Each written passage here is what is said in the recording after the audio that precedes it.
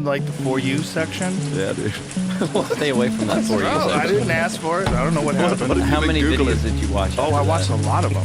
I watched hours worth of it. It's fucking horrific, man. Yeah, 3 inches of hidden penis. It's not Everybody's got it. just that, man. It's like these guys are getting these things put in their dicks so that their dicks are thicker. Oh my God. See, the thing about YouTube is, YouTube, you want to see some videos? Yeah, might as well. We're here. So, Learn me something. I'll pull up my history. YouTube can actually, so the thing is, this guy was like, go to my YouTube video and you can see the actual surgery. So I'm like, no fucking way. And yeah, fucking way. So YouTube will actually show you the surgery. We can't show any of this on camera, right, Jamie? Why not? Yeah. Like it's educational purposes. But these dudes are just digging.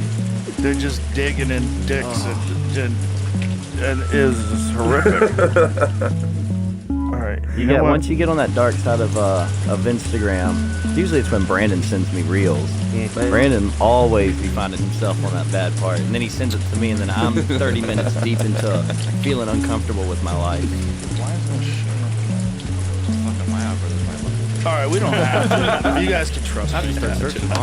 So this is an ad by BetterHelp.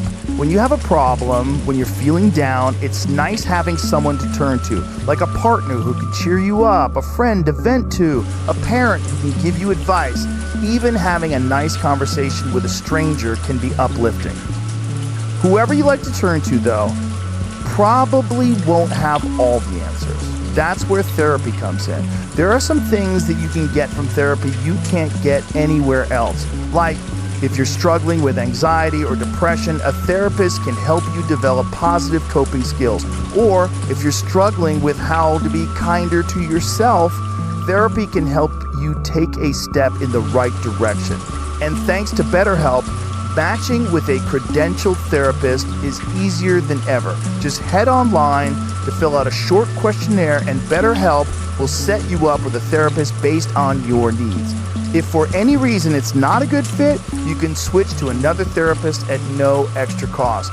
As the largest online therapy provider in the world, BetterHelp can provide access to mental health professionals with a diverse variety of expertise. Find the one with BetterHelp.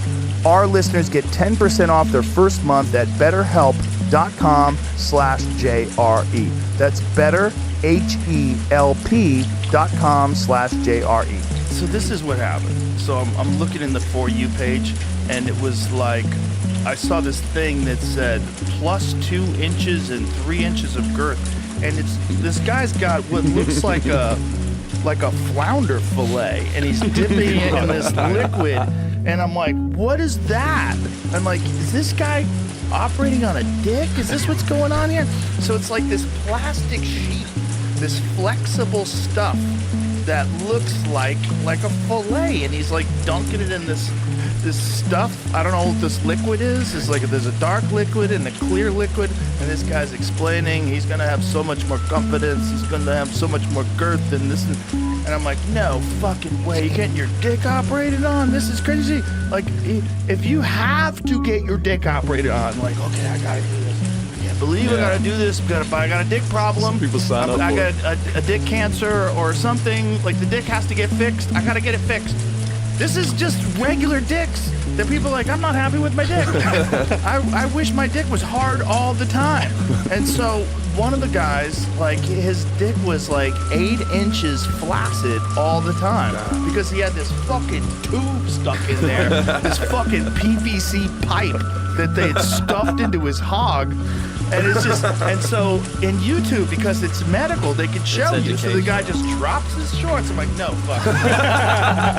And this guy's get this Franken penis, and with, like, by the way, he's got the head of a little dick, but the body of a giant dick. So it's like, you know, like they took a guy who's like got a little tiny body, and they popped his head off and put it on a bodybuilder's body. How do you deal with that on a daily basis? Well, this fella seems like he was getting a lot of play. He was in the rainbow community, and it seemed like he was just slinging that dick all over town and quite happy that it never got soft. Quite literally laying pipe. Yeah, literally piping. Do you ever? Oh, Jesus, Jamie. It's a banana. That's a banana. Okay, all right. They're showing how they do it. Yeah. Well, what is this one? This is Squirt girth. See, that's where we This is a fat injection, and this guy was dismissing fat injections. Like, fat injections are nonsense. right. You need the plastic. I think I would pass out. You wouldn't even need to probably do. wouldn't be awake. You wouldn't need anesthesia on me. 'Cause Yeah. I'd pass out. And then one guy they install. Oh, that's legs crazy too. extending? Where they break their That's legs, wild and they stretch it stuff. out. There's a guy that I've been watching. What is it? Brian the Sasquatch? That's his new Instagram? The guy was already 6 feet tall, but he wanted to be 6 foot, and he's a gigantic dude, like built like a brick shithouse. And he got his legs stretched out like a year and a half ago, and he still hasn't recovered. Yeah, hard I it- imagine not. But your mechanics are all off. Yeah. So if you were an athlete and you were used to having the legs of a 6 foot man, and now your legs have grown 6 inches, like Yeah, your arms aren't going to be proportionate either. well, he had very long arms, unusually long arms. So does it look proportionate? Totally looks normal. Looks like he's just a giant dude for him. But for other people, yeah, it looks fucking weird. This is the guy. So this is him trying to jump rope now. So like he can barely walk. Oh. But look at the size of this motherfucker. So he's got kind of like, this is him now. His knees aren't even. No, he's all messed up. Yeah. Like that's why he's got like knee braces on. I'm sure his knees are super confused. Like he can barely walk. What are we doing to ourselves? I mean, People are do you crazy. think eventually you would get the strength in the right places? Yes, to- eventually. There's a guy, we looked up this one guy who did it. Remember that one guy who was running those athletic drills? But he was doing sprinting and plyometrics. Some people have to, but I don't think he gained 6 inches. This guy gained like half a foot. Look, they're going to get to the point where with CRISPR, they're just going to edit your genes and there's going to be no normal looking people anymore. Like all the interesting personality quirks that you have to develop because you got a weird chin, like all that shit's going to go away. It's getting weird, man. They're trying to get rid of Down syndrome. Yeah. Well, probably be a good idea. That wouldn't be terrible. Listen, I mean, there's nothing wrong. They're sweet people. You know, my friend Shane, he's got family members with Down syndrome, and he loves them very dearly. But if you could do that, and they could be normal functioning members of society, that would be a better thing. Just It'd be better for delete everyone. that gene. Yeah. Or whatever. Yeah, manipulate it. They're gonna be able to do that. They're gonna be able to do a lot of things. Then we're gonna be birthing super babies once they like it. Things usually always seem like they start good and then they go really bad, and then we're creating superhumans in the womb. We're at the cusp of some really wild shit with AI and with genetic engineering and In China, I've read something where they're trying to grow babies in an artificial womb now. See, that's where Yeah. ethics gets a little weird because then you're playing God. Then Well, there's something that happens. There's communication between the mother and the child through the entire time. So are you giving birth to a fucking sociopath? Yeah. You know what I mean? Yeah. Yeah. Because like this baby is not going to get any love, no oxytocin. There's nothing from the mother. There's no bond with the mother. When the mother's stressed, the baby feels stressed. Some of the mother's brain, something from their brain that goes into the baby. 100%. There's a lot going. There's communication. This is why like the mother has to like be up on her nutrients because the baby's like taking nutrients from the mother, and if the mother doesn't have enough, the baby is taking it from the mother. So it's like an artificial womb. It's like you're opening the door for Satan. Yeah, like that's- if you believe in that, like if you want a soulless, bizarrely unempathetic person, what better way than Maybe to that's have what no they- connection? You know, that was one of the things that happened to the Unabomber. The Unabomber, I watched the Netflix documentary on him, and one of the things that happened to him when he was young, he had some sort of a disease where he had to be separated from his mom, and they put him in a hospital with no contact. He had for a prolonged period of time as a baby. No one picked him up, no one held him, no nothing, for a long, long time. And then, as if that wasn't fucked up enough, they entered him into the Harvard LSD studies. And then so he was in the Harvard LSD studies, and this was during the MK Ultra period. So the MK Ultra period, they were doing all sorts of experiments with people through the CIA. One of the things they were doing was a thing called Operation Midnight Climax, where they opened up brothels in San Francisco, and they would put two-way mirrors in, and they would dose these Johns up with LSD. So the ladies of the night were actually working for the CIA, and they would go in, here, have a drink. The guy would have a drink, and then next thing he knows, wow. And they were just trying to experiment and see. It was also a part of what the Charles Manson family was about, and they were doing all kinds of shit with people where they're trying to figure out what can we do to humans if we can manipulate them with LSD, and they did it to Kaczynski, and we saw what happened with him. And Tuskegee, Alabama, with the syphilis back in the day. Well, that was even more evil. Where they were just seeing different. what would kind of happen. Yeah. Well, it's still like human experimenting without them knowing. Yes. It's a very scary situation. Well, it just goes back to what we were talking about with medicine, that there are people that are willing to do things to people that are just entirely evil, for profit, for whatever justification they can come up with.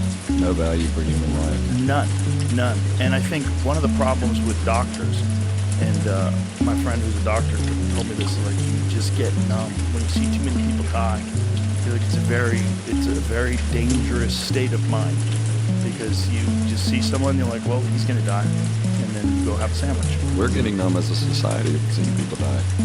Well, the Charlie Kirk thing fucking opened up my eyes. Yeah. I never expected so many people would celebrate that man's murder. That is evil. That's Bizarre. It's just bizarre. Like normal people that I think they're good people, and they genuinely think that guy was a bad guy.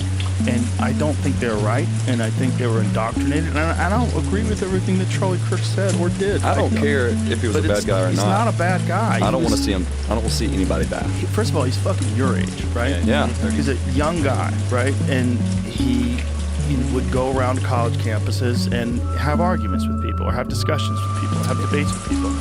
But it infuriated people because they felt like this guy is going against the progress that was being made in society. But what he did not feel like was progress. Like it was a progressive agenda that was being pushed in most college campuses. It's a leftist, Marxist sort of agenda. He didn't feel like that was the correct way to live, and he felt like he had arguments against it, and he wanted, and it was, it's a business too, right? Like he developed this big social media platform because of it.